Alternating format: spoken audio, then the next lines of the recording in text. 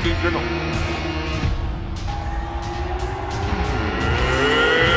it's SummerSlam!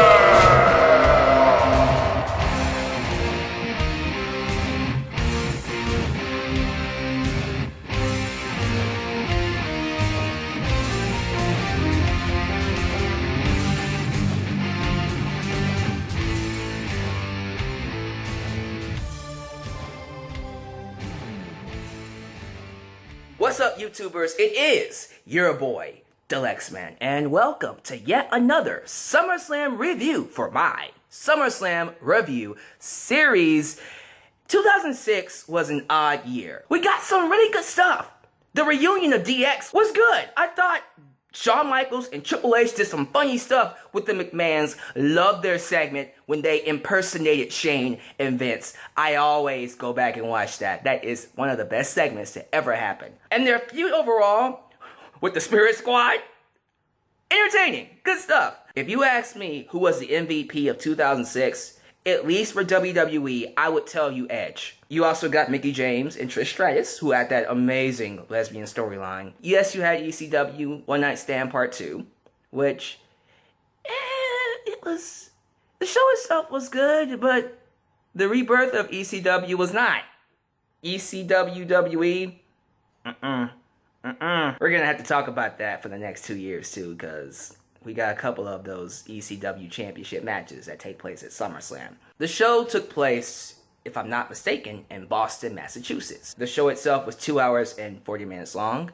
August 20th, 2006 was the premiere date. Attendance was 16,168. We had 3 commentary teams. For Raw, Jim Ross and Jerry the King Lawler. SmackDown, JBL and Michael Cole. Wait, what happened to Taz? Well, Taz moved to ECW with Joey Styles. Listen, compared to the commentary teams we have nowadays, I'll take any pair.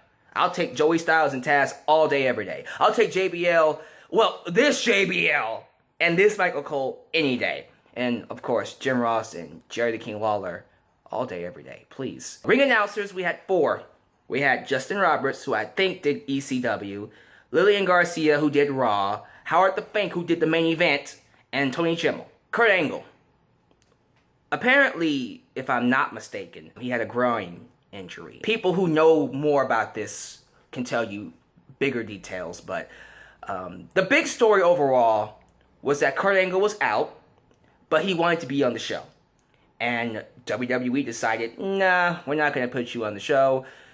And Angle was not happy about this. They didn't want to put him on the show because he was currently having some drug problems. He was popping pills way too much. And they wanted him to go to rehab. Kurt Angle said, no, I'm not going to rehab. And Vince McMahon was like, okay, if you're not going to go to rehab, you can get the hell out of here. We would later see Kurt Angle in TNA. This was also a very odd SummerSlam in terms of championships being defended.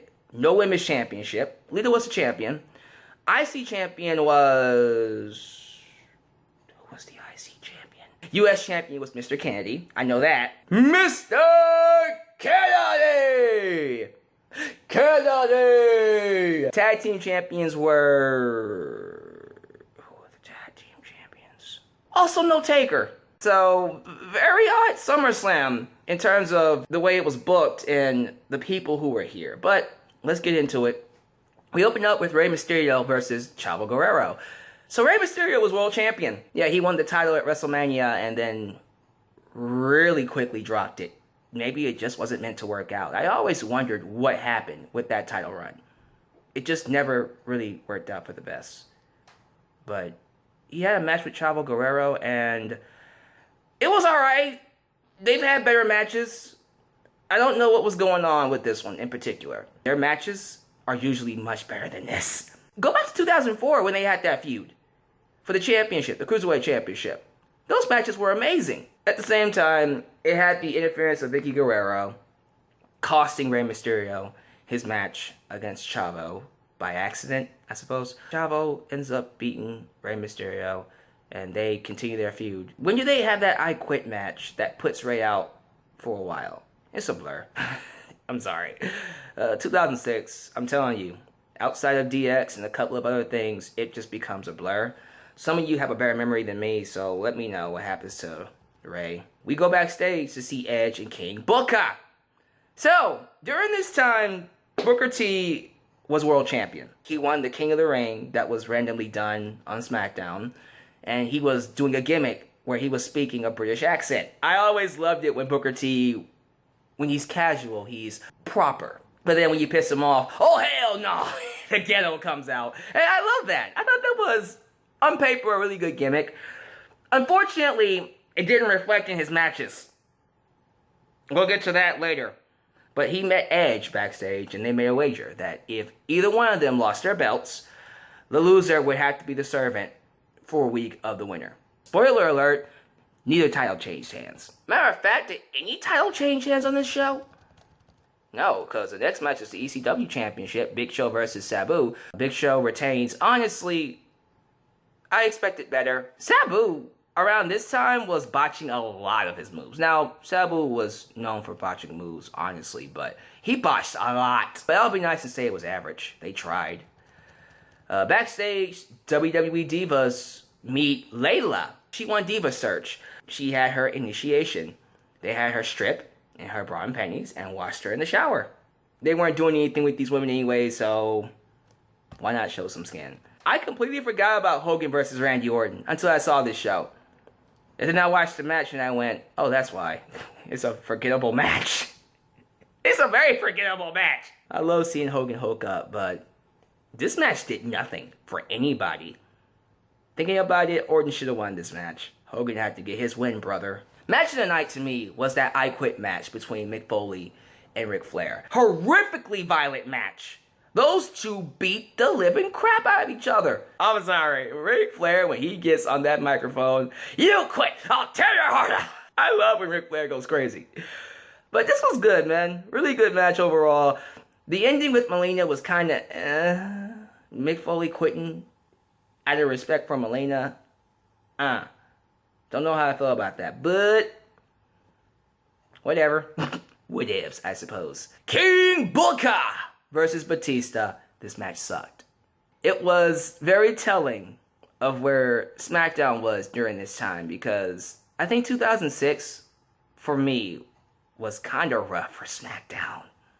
To be fair, Batista recently came back. He was gone for a good portion of the year. They were lacking that star power.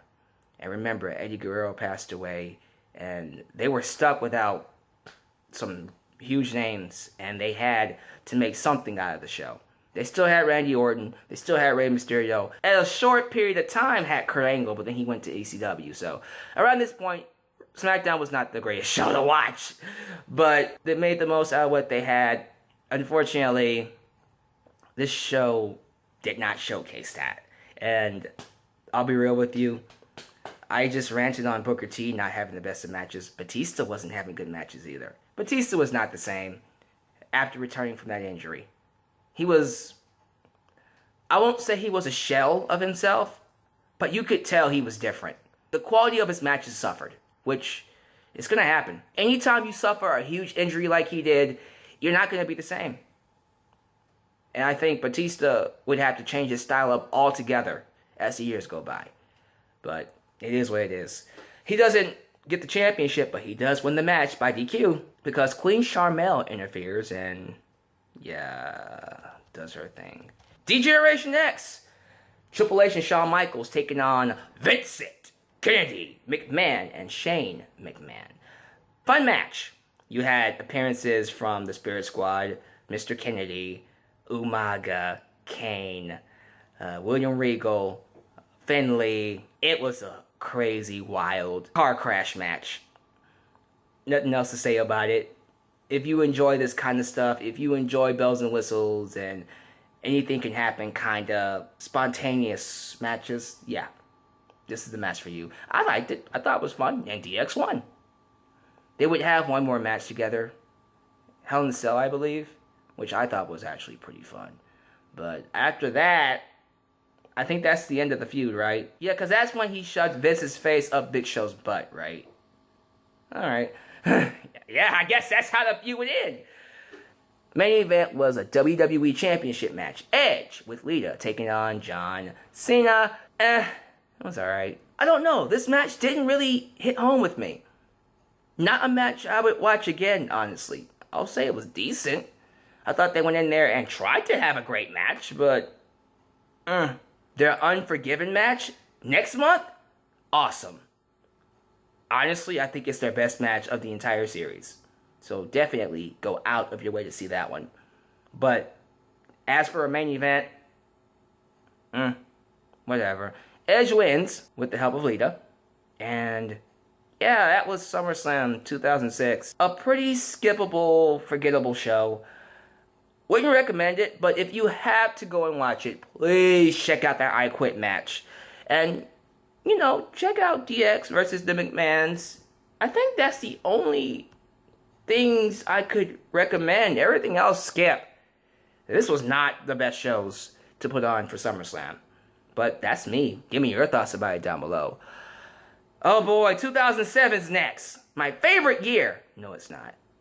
No, it's not.